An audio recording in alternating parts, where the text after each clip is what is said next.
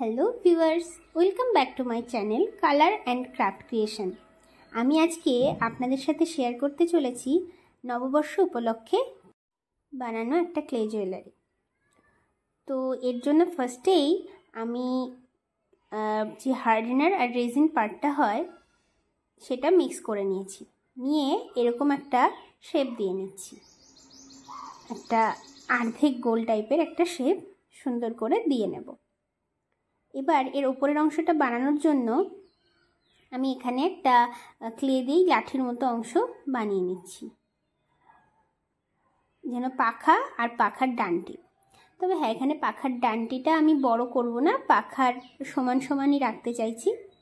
যেহেতু নববর্ষ, আর নববর্ষ মানেই বাড়িতে বা দোকানে পুজো, নতুন ধান, নতুন বৎসর, পুজো পালি দিয়ে আমাদের বাঙালিদের কাছে নববর্ষটা কিন্তু একটা উৎসবের আমেজ নিয়ে আসে।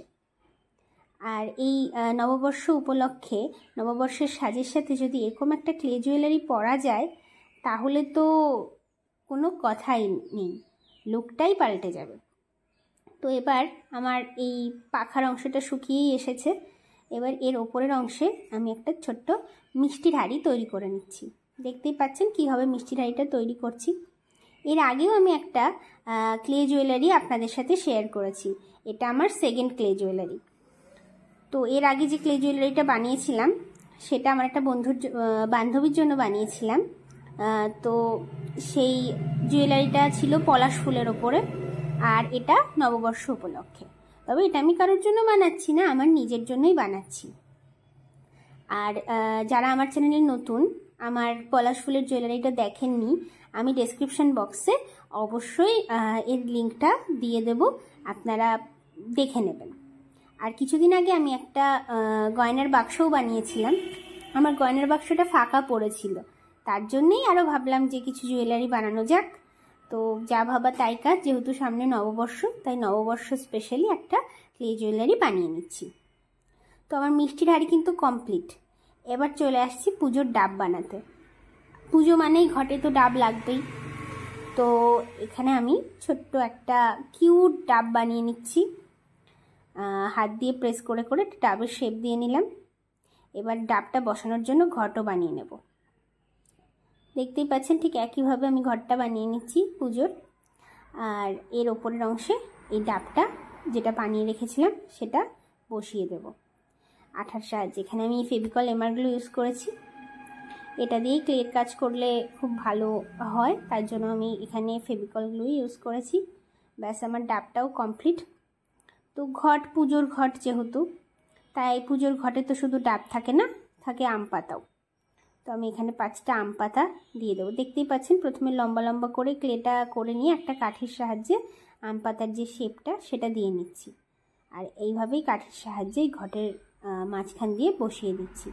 এভাবে করে 5টা পাতাই আমি বসিয়ে দেব। আগেই বলেছি যেহেতু নববর্ষ, তাই নববর্ষ মানেই তো লক্ষ্মী গণেশ পুজো হয় বেশিরভাগ মানুষের বাড়িতেই। তো পুজো তো থাকবেই। তো পুজোর ঘটও আমি বানিয়ে নিলাম, আর পুজোর ঘটে যে মাঙ্গলিক আঁকা থাকে সেটাও আমি বানিয়ে নেব। যেহেতু ঘরটা ছোট, ঘটের ওপরে তো আর মাঙ্গলিক আঁকা যাচ্ছে না, তার জন্য আমি ঠিক একটু নিচ বরাবর একটা মাঙ্গলিক করে নিচ্ছি। আপনারা অন্য যে কোনো আইডিয়ায় এরকম নববর্ষের উপলক্ষে ক্লে জুয়েলারি বাড়িতে কিন্তু বানিয়ে নিতে পারেন। আশা করি কাজটাও খুব মজাদার হবে। আমার কিন্তু ক্লে জুয়েলারি বানাতে বেশ ভালোই লাগে। তা এখানে যেহেতু পাখা, আর আগেকার দিনে পাখায় যেমন ঝালর দেওয়া থাকতো, আমি ঠিক সেরকম একটা ঝালরও দিয়ে নেব ক্লের সাহায্যেই। আর ওপরে যাতে কোনো আনইভেন সারফেস না থাকে, তাই জল দিয়ে দিয়ে হাত দিয়ে দিয়ে এরকমভাবে চারিদিকটা সমান করে দেবো। ব্যাস, আমার জুয়েলারি তৈরি। এবার রং করার পালা। শুকিয়ে গেলে তারপরে কিন্তু রং করবেন, আমিও কিন্তু তাই করেছি। আর এবার শুকিয়ে আসার পরে আমি ফার্স্টে পাখায় হলুদ রং করে নিচ্ছি। আর বাকি যাতে যা রং হয়, যেমন মাঙ্গলিকে লাল রং হয়, যেহেতু সিঁদুর দিয়েই মাঙ্গলিক আঁকা হয়, তাই মাঙ্গলিকেই লাল রং করে নেব। আর এখানে আমি 0 সাইজের তুলি ইউজ করেছি মাঙ্গলিকটা রং করার জন্য, যেহেতু খুব সূক্ষ্ম কাজ, বাইরে রং লেগে গেলে খারাপ লাগবে দেখতে, তাই। আর পাখার যে ঝালরটা ছিল তাতেও আমি লাল রঙই করে রেখেছি। এবার পুরো লাল রঙটা কমপ্লিট হয়ে গেলে বাকি অংশে আমি চলে যাব। এবার পালা ঘটের আম পাতা রং করার।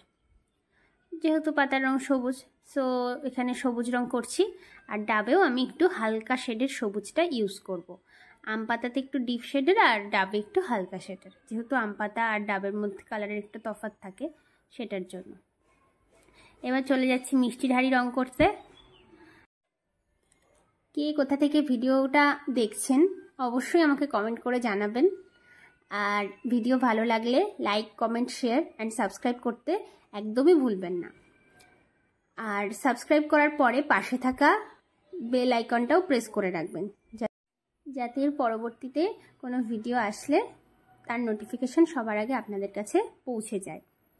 ব্যাস, আপনাদের সাথে গল্প করতে করতে আমার মিষ্টির হাঁড়ি, পুজোর ঘট, পাখার ডান্টি সবই রং করা কিন্তু কমপ্লিট। এবার কাজটাকে একটু আরও সুন্দর করার জন্য আমি একটু মিষ্টির হাঁড়িতে ডিজাইন করে নেব। তা এখানে আমি অ্যাক্রিলিক কালারেরই ইউজ করেছি, আমি ক্যামলিনের অ্যাক্রিলিক কালার ইউজ করি। আর আমি ক্লে দিয়ে আগে থেকে দুটো বিডস, ছোট ছোট বিডস বানিয়ে রেখেছিলাম, যেটাও আমি গ্রিন কালারের রং করে নিয়েছি। এটা আমার আগেই বানানো ছিল বলে আপনাদের সাথে শেয়ার করতে পারিনি। ব্যাস, এবার আমি সুতলির সাহায্যে মালাটা তৈরি করে ফেলবো। বাকি অংশটা, মালার পরার যে অংশটা তৈরি করে ফেলবো। তো ফার্স্টেই পাখার অংশে ঢোকানোর পরে বিডসটা ঢুকিয়ে এবার ডান্টিটাতে ঢুকিয়ে দেব সুতোটা। তো দেখুন মালা কিন্তু কমপ্লিট। এবার আমি আপনাদেরকে পরে একটু দেখাবো মালাটা কেমন লাগছে, কতটা সুন্দর লাগছে। আর শাড়ির সাথে পরলে তো আরও সুন্দর লাগবে। তো সকলে ভিডিও কেমন লাগলো অবশ্যই জানাতে ভুলবেন না। সকলে ভালো থাকবেন, সুস্থ থাকবেন। জয় শ্রীকৃষ্ণ।